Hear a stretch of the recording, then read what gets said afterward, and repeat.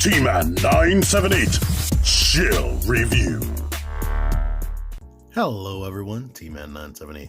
Right now I'm reviewing Marvel Legends Series Crimson Dynamo Build-A-Figure Wave Black Widow MCU Taskmaster. This figure is kinda awesome, but he's not completely perfect. I wish I didn't have anything to complain about, but I do. But I'll talk about the good things first. Good thing one, the package artwork right there. Looks cool. And they even give you a different picture right here on the back. The very briefest of bios, it just says, Taskmaster is armed with the ability to mimic an enemy's every move. I also like the artwork down here for these characters. Good thing number two, the accessories.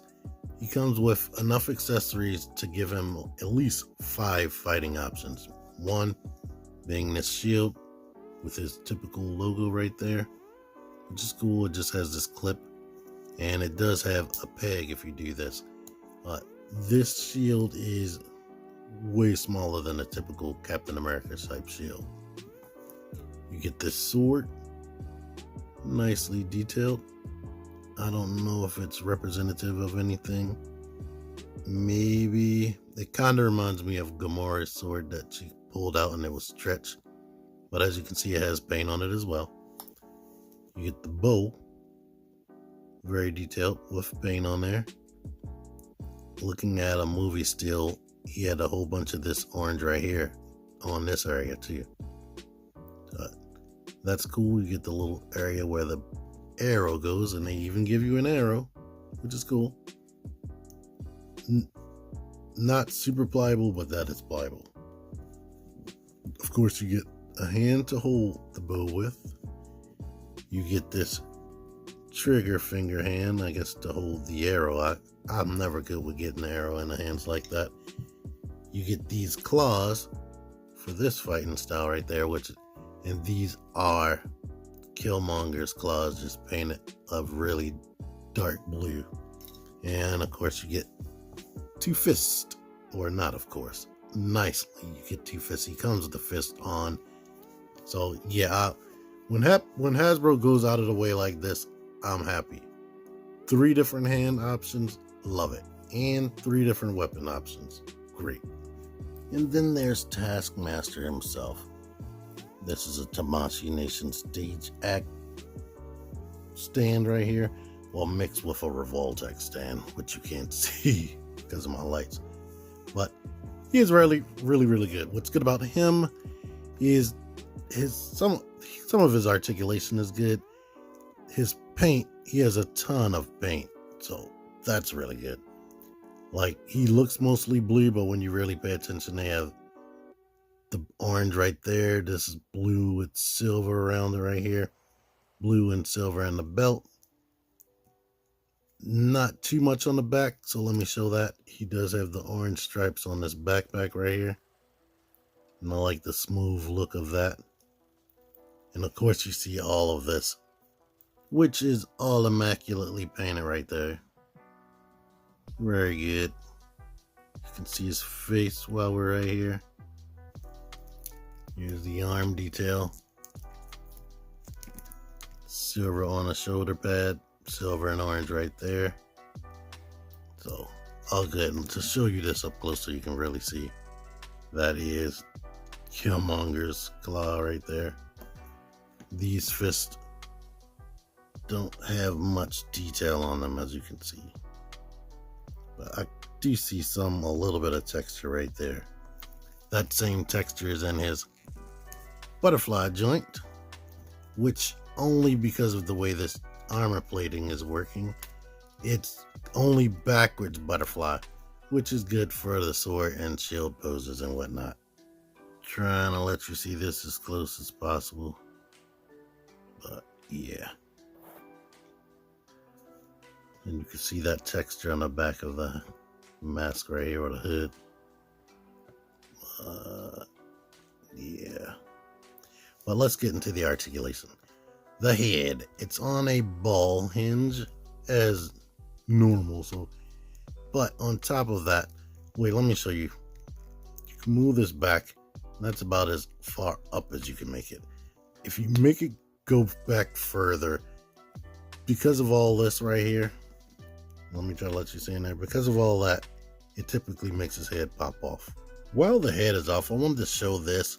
It doesn't really help out with the articulation too much, but this does seem to be a separate moving piece, sort of like the Doctor Doom and their Star Wars figures, but it barely does anything. I wish I was a customizer, because I would split them up and see why this is having a difficult time moving back and forth.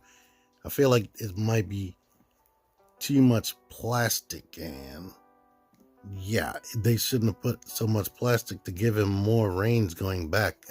I feel like that was the intention, and so that is one complaint I'll give it with that. Like, since they didn't follow through, he can't look up that much. It is nice that they did make his hood a separate piece, and it can move, sort of like this guy, who I think I said in his review that he reminded me of this Taskmaster.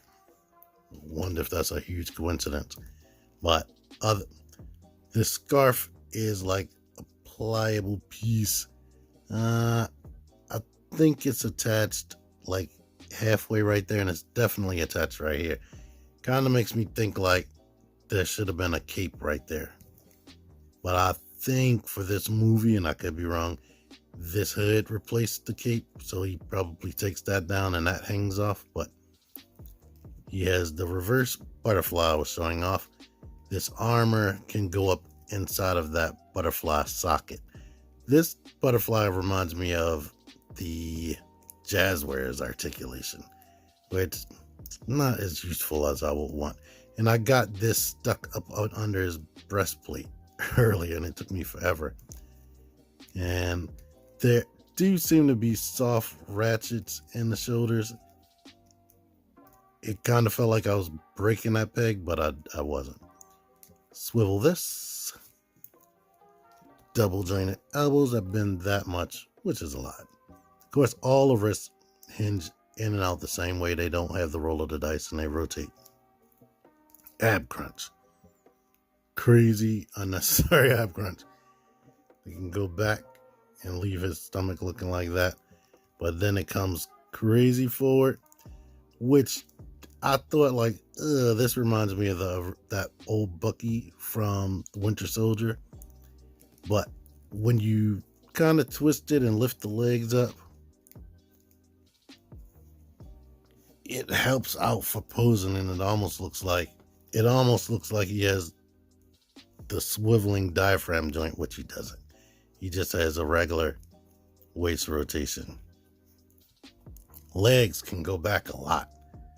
They can come forward a lot, even though he has this armor right here. They go out a lot. I was messing with this to see if they were dropped down, but I don't think they are. This belt is a separate floaty piece. Thigh rotation, knees bend that much. The way the legs are sculpted, it looks like he would have boot swivel, but he doesn't. But the boots can kick forward, back, and ankle pivot. I'm guessing he's left-handed by the way this hand is shaped.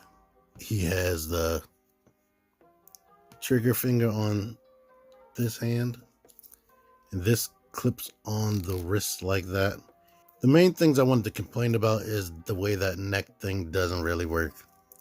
And he has no port in his back for you to peg this onto, or nothing for him to grab onto for any type of weapon storage, like at all.